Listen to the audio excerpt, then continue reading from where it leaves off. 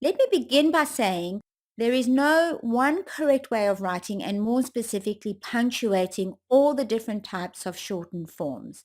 I've checked multiple style guides from all around the world, with many of them having different and often quite logical points of view.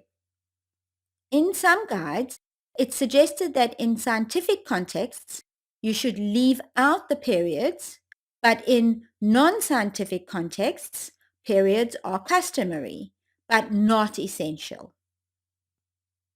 In yet other texts, two-letter uppercase initialisms take on the punctuation, with those having three or more uppercase letters omitting them.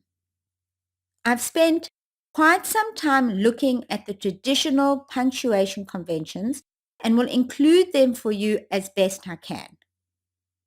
Where there appears to be a difference between the open punctuation, the British Australian English rules, and the American English way of writing, I'll point them out for you, and as usual, I'll include plenty of examples.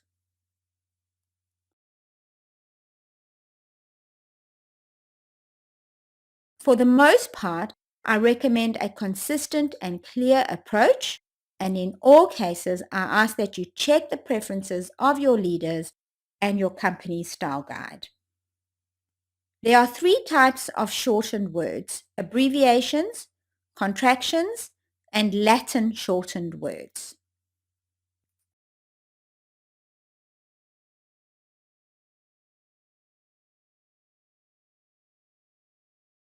Abbreviations consist of the first letter of a word and usually some other letters, but not the last letter. Use an initial capital letter when the full word is a proper name.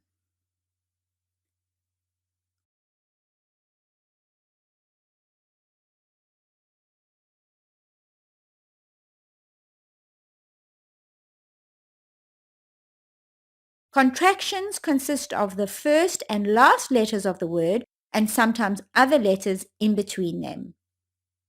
Use an initial capital letter when the uncontracted word begins with a capital letter.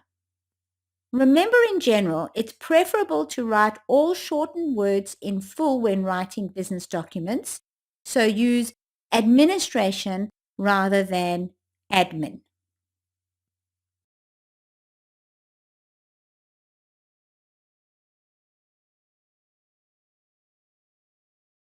The shortened forms of some Latin words are used extensively in business documents.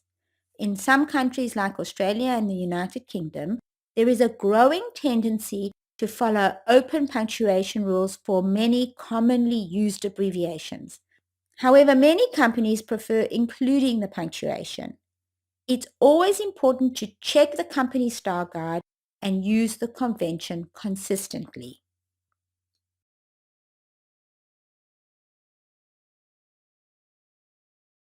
With the British or Australian rules, the exception is AM and PM, which interestingly are sometimes seen as symbols as they are always preceded by a number and therefore don't include the word or sentence punctuation. Just one more thing. We have looked at the punctuation of the abbreviated Latin words. Now let's turn our attention to the sentence punctuation. In countries like the United States, the abbreviation is punctuated and it is preceded and followed with commas as part of the sentence punctuation.